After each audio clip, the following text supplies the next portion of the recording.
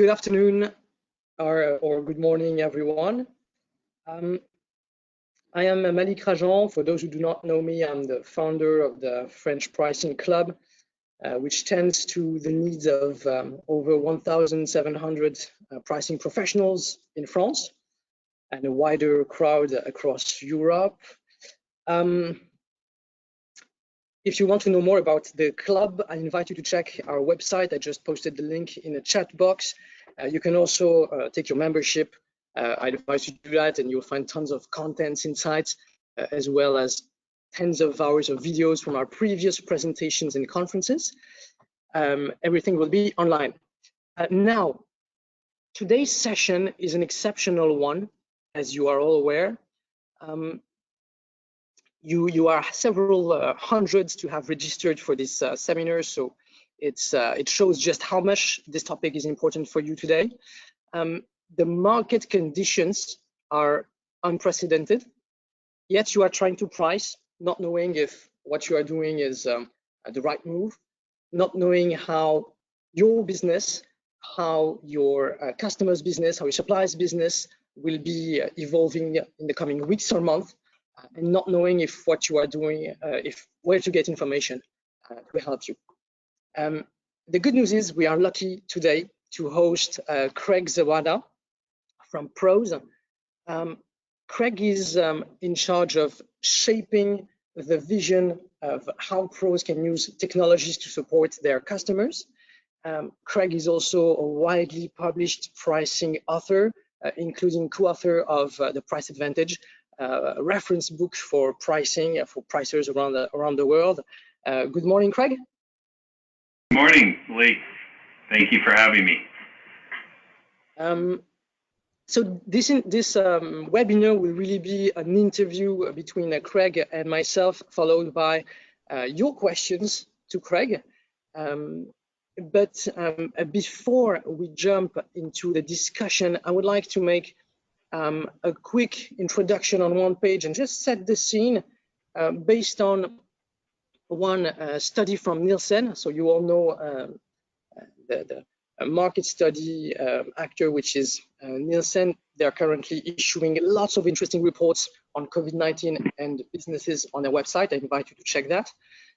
There is one in particular from which we have an extract today, in which Nielsen has outframed 6 stages of consumer behavior through the crisis, from stage 1, awareness of the disease, to stage 6, where we'll be living, hopefully someday, a normal life again, new normal, obviously. We are now at stage number 5.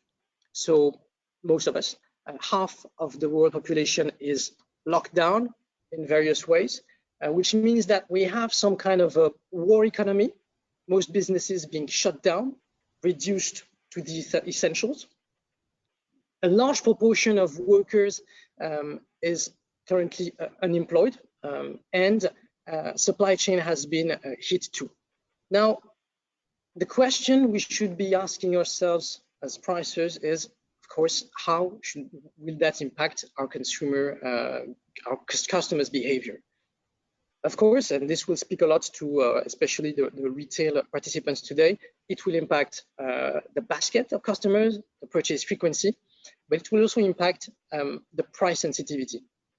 Overall, says Nielsen, the customer sensitivity will rise, except for some targeted products, so high demand packaged goods due to the challenges of supply chain, and hygiene and health products, obviously for safety reasons.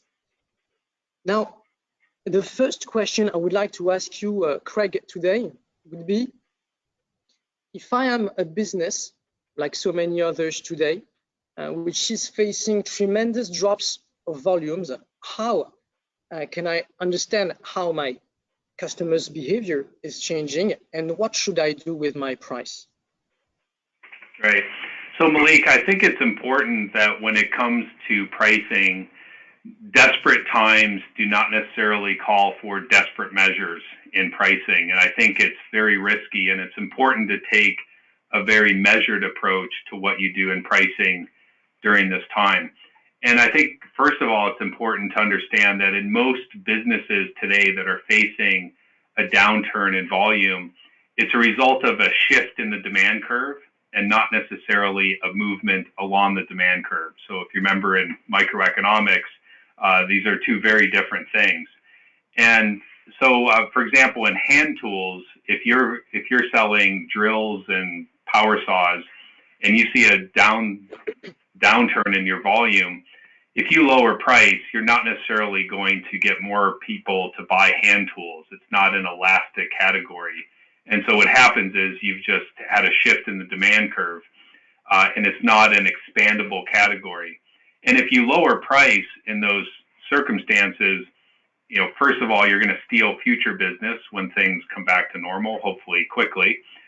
You could start a price war. So your competitors could lower price and you're going to be no better off. And that happens very often when you take aggressive price action. Or you'll lower your price expectations so that €100 drill is going to be perceived as less value in the future if you lower price. Because we know from consumer research that, and even B2B research, a low price quickly resets a price expectation in the market.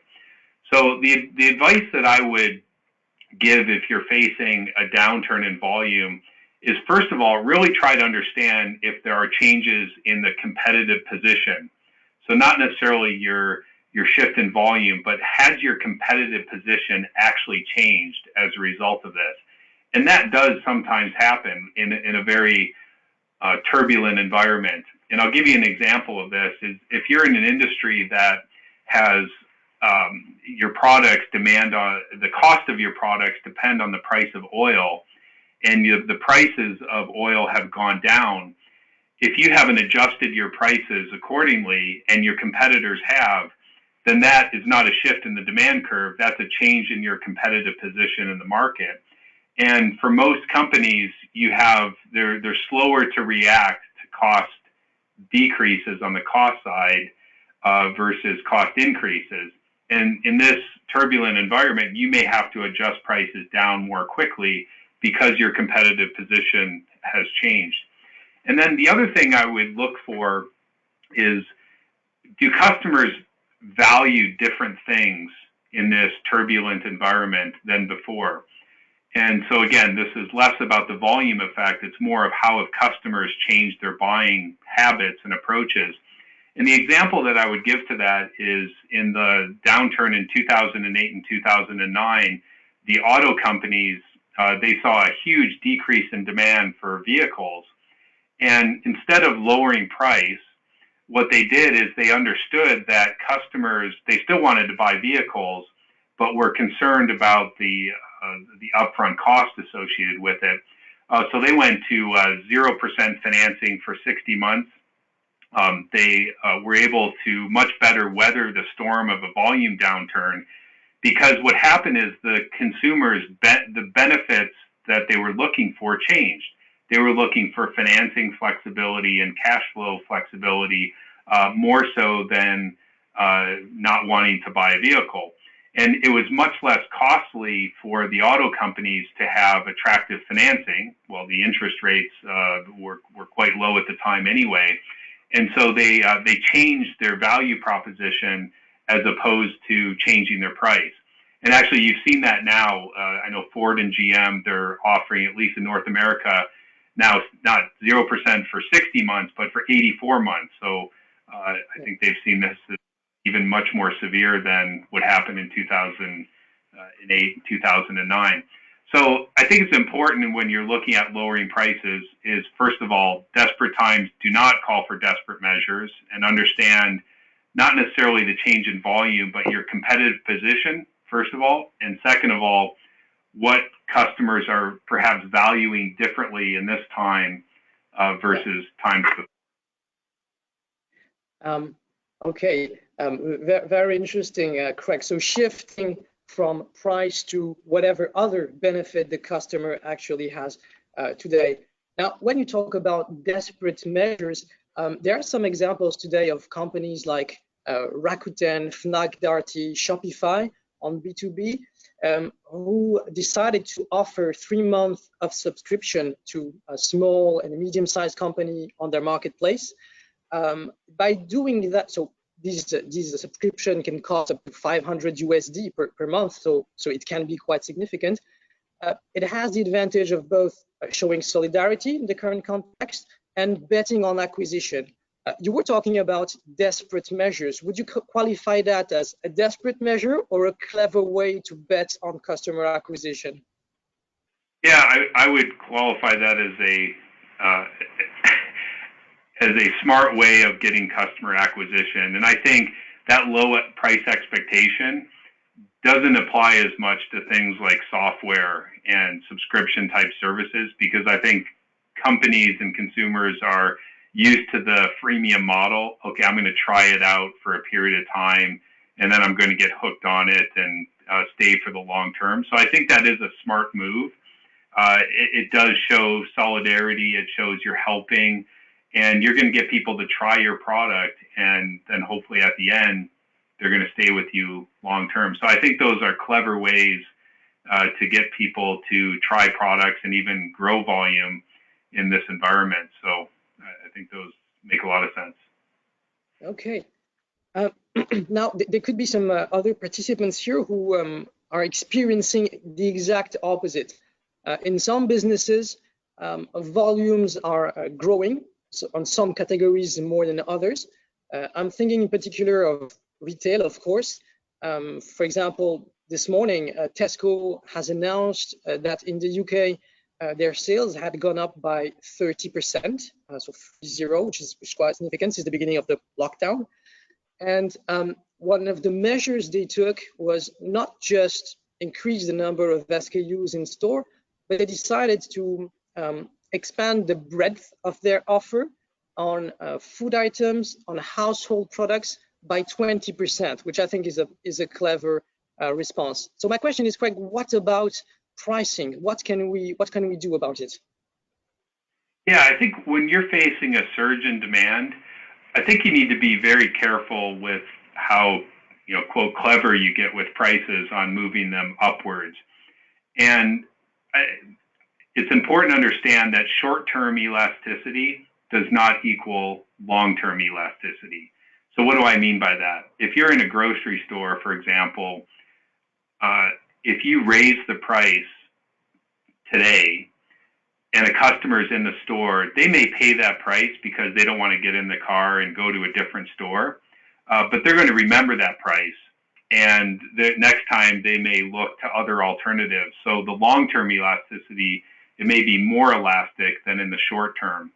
And so it's important that, and I think a lot of the news that you hear about price gouging and companies pushing prices up, in a lot of those cases, there are resellers and distributors that really don't care about the long-term elasticity or the brand for their product. And I think it's important that if you care about your brand, there's definitely the risk to your brand in the long term if you take drastic actions upwards in prices when you have a surge in demand. However, I think there are ways to do it smartly. For example, you wouldn't promote things like chicken or milk and eggs or spaghetti, pasta at this time. Maybe in the past you would run promotions on these things to drive volume. Well, you don't need to do that, and I think you're not necessarily going to impact your brand by not doing a promotion or discount during this time. Similarly, on B2B, also, I wouldn't be doing negotiated discounts on items that have high demand or promotions in those areas. And you may also do things like limiting the order size and order quantity. So your effective price is going up, but it's not perceived as a price gouging. So I would say if you're facing a surge in demand, you have to be very careful. And it varies by country, by locality around price gouging laws, for example. So you also have to be cognizant and aware of your local laws, of any adjustments that you do in pricing for items that are perceived as necessary items during this crisis. Thank you, Craig. Now, my next question is about our reliance on algorithms. And how we have recently them fail. I'm thinking in particular of supply chain for manufacturers and retail. So basically, these two kinds of businesses don't have several months of stock like they used to have in the very early 2000s. They have 4 to 6 weeks of stock so that they can deliver just in time. This is enabled by the algorithms they use to manage that. However, in March, we have seen that these stocks, 4 to 6 weeks, were sold in just a few days. Basically, algorithms being based on standard economic conditions. So my question to you is, how about pricing? We have a lot of participants today who have automated their pricing based on algorithms. Are we going to see the same kind of failures? And what do you suggest we do about it? Yeah, Malik, I think it's a great area, and it's important to answer your question to understand the nature of the algorithm that you're using. So many companies in price that do pricing with algorithms, they call it an algorithm, but it's not it's a static algorithm and not a dynamic algorithm. And what do I mean by that? So when the conditions change, the algorithm doesn't update automatically, and that I would call a static algorithm. One of the things we learned at Pros during the first Gulf War for the airlines, so the airlines saw a dramatic drop in demand, and what we worked with the airlines on is their algorithms were too static. So they looked at a year's history of information on airline demand in order to do the forecast forward. So during that time, we worked with the airlines to innovate around forecasting and counting that new information more heavily than the historical information.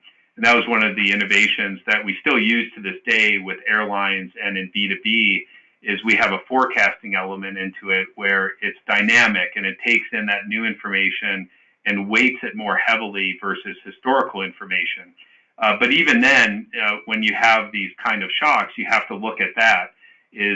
Are you using the most recent information? How far back are you looking? So to answer your question, I think it's important if you have an algorithm for pricing is understand how dynamic is it and how much are you weighting that new information that's coming in, and you may have to make some adjustments there. The second point of algorithms is there are different types. So one type of pricing algorithm will look at price elasticity. So it looks at your adjustment of price and what happens to volume. Now that's more common in B2C than in B2B. So B2B, that's often very difficult to calculate, and not a lot of algorithms have that. But if that's part of your algorithm, I would say you would absolutely have to look at that because, again, this isn't a static environment, and that change in volume isn't necessarily resulting from the price, it's resulting of other factors. And so that would have to be updated. But given that, if your algorithm is dynamic, so it takes in new information, and it doesn't calculate a true price elasticity of price versus volume, then now these algorithms are very critical because what we find with companies that we're talking with is a lot of the changes are very small, and if you have thousands of products, they're happening in areas that human judgment isn't necessarily going to pick those up. But we know algorithms are much better at picking those things up. So now these become even more critical than in a static environment to use those and make those adjustments more dynamically. Okay. Now, if I try to project myself in the shoes of pricers, the concept of new data that you are mentioning will probably vary from one sector to another. What would you qualify as new? How much data do I need to make sure I can still rely on my algorithm? Yeah, the new data, often when you look at counting new information, you're looking at months of information, so the last 3 or 4 months. And that's why I said, I think if you're doing that, that may even have to be adjusted down to weeks as opposed to months, where you're counting more weekly information as opposed to monthly information more heavily. So that even if you have a dynamic algorithm, some adjustments of how you weight that new information may need to be made. Okay. Thank you, Craig. We now have a little bit of time for Q&A, so I invite you to post your questions. I see that we already have a few of them. We will start by a first one. Craig, I will take the first one which comes. I have great pressure from my management to lower my prices, yet I am convinced that I should hold my current price. What do you suggest I should do to communicate efficiently to my management and my sales team? Yeah, so you have great pressure to lower prices. What should you communicate to the management team? So I think, first of all, is to look at the impact of pricing. If you lower price, what's going to happen to your margins, and what volume effect would you have to believe for that to be a smart move? So I think that's a classic analysis in pricing where you look at, okay, if I lower price by 5%, what volume would I have to expect to grow versus what I'm doing today in order for that to be a smart move? So I think the first thing is understanding and communicating the sensitivity of the margins and profitability to price changes. The other thing I think is to look at competitive prices. What are competitors doing in the market, and making sure that you have a good read at that. So when I say desperate times don't call for desperate measures, as pricers, you're going to be hearing things from the sales force. Oh, competitor X is lowering prices and we have to respond to it. And now it's more important than ever to make sure that you filter through that. So is that an isolated case, or is that broad across the board? The research when I was at McKinsey that we did around price wars was that a lot of price wars were caused by misreads of the competitors. So they misread what the competitor was doing. The competitor wasn't doing a direct attack on them. It was more an isolated case, or they lowered price, but their terms and conditions were different associated with that. So I think it's important as pricing professionals to really bring the facts to the situation to make sure those decisions are based on facts. And the other thing I would say is brainstorming, what could we do other than price in order to respond to it? So if you think you have to do something, then like the auto companies, can you be more flexible on terms? Can you look at the financing aspect of it? So looking at creative alternatives as opposed to a price move. And it's important that if you do find that you're in a case where you have to do something, you have to respond, there's a cash burn, it's important to see, well, what do you get for that? So I'm going to offer this additional benefit or a promotion, but I want to make sure that I get something in return.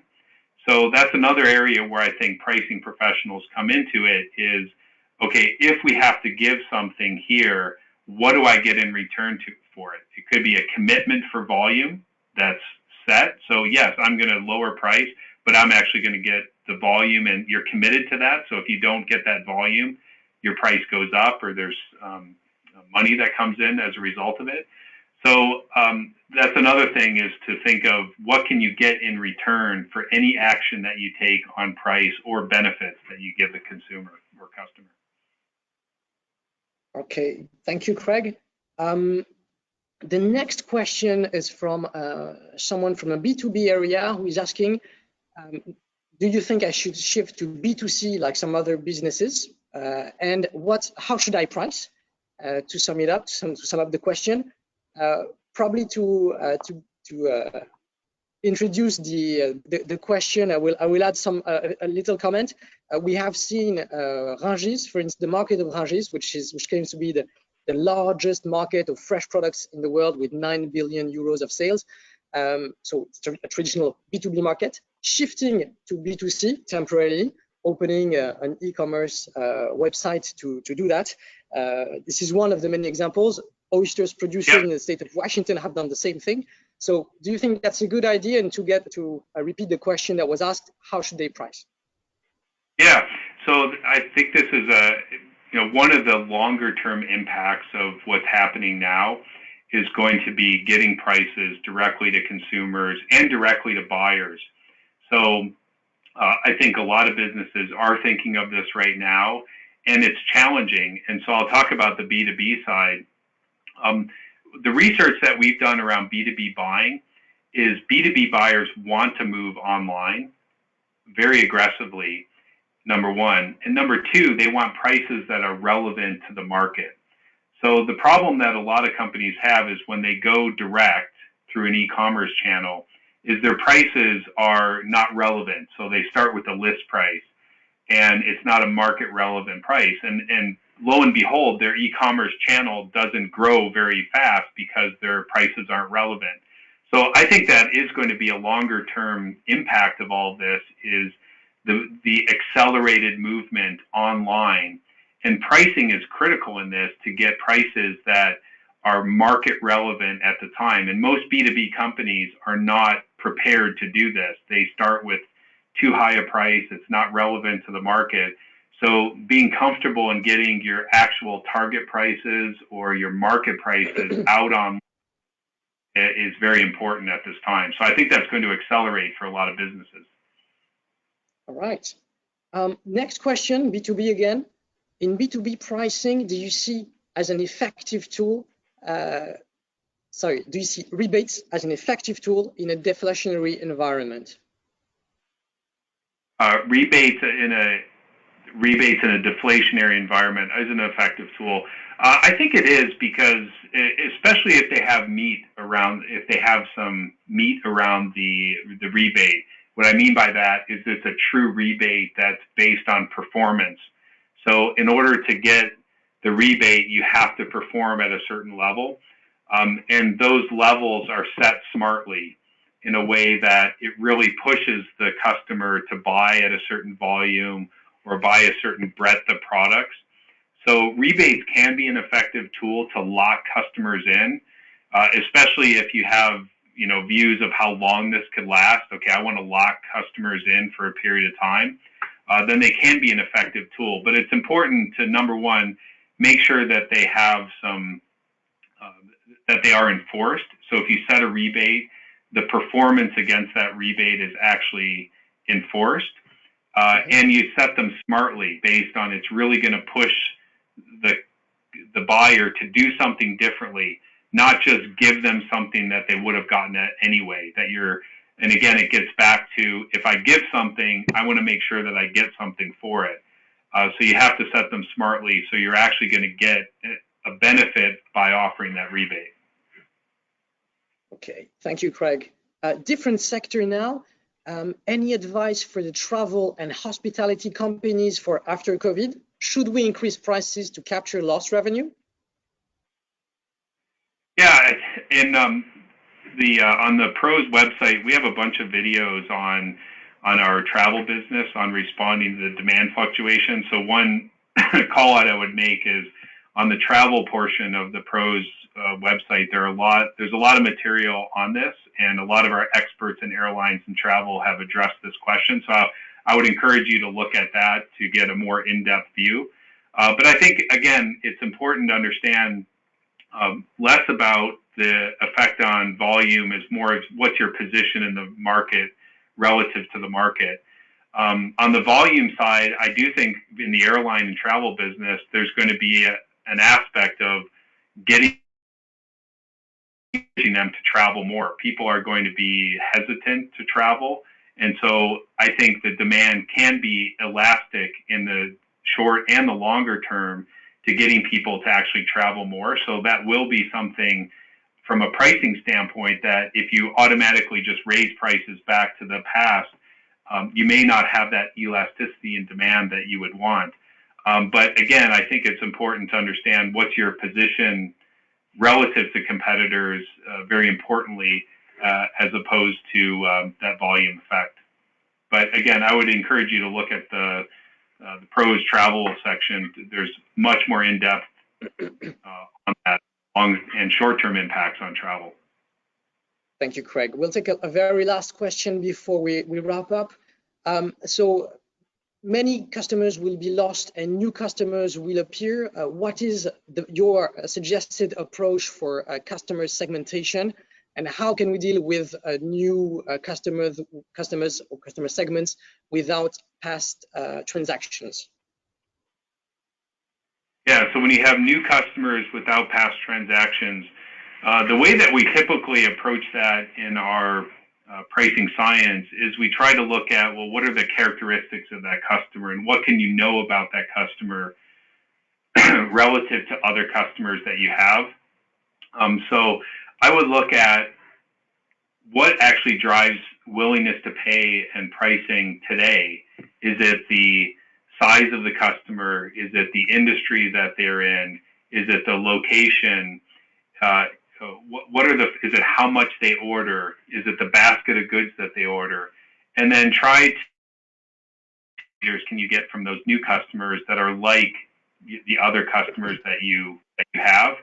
And what we find is often you can get close to predicting, okay, what price level should you be at with those new customers by understanding those attributes. So, if you have 5 attributes that set price for your existing customers, you may only know 3 of those with a new customer, but that'll at least give you an indication of, okay, roughly what segment are they in, and therefore the price tier that they may be in, or the price guidance that you're giving to the sales force to help determine that. Thank you very much, Craig. Unfortunately, we won't have time to take the other questions, and there are lots and lots of them, but we will get back to each and every one of you on these. Thank you, everyone. Thank you, Craig. Thank you very much for all these answers. And the pros team, especially Christophe, worked hard for this webinar. Our next webinar will be on the art of quoting and contract management. We will have best practices and concrete cases all along the life cycle of a contract, from definition, discussion of sales, to updating prices. This will be on April the 30th. This webinar will be in French, so if you don't speak French, you have 3 weeks to learn. Until then, take good care of yourself and your family in these difficult times, and I hope I see you very soon online. Thank you very much. Thanks, Malik. Thanks, Christophe.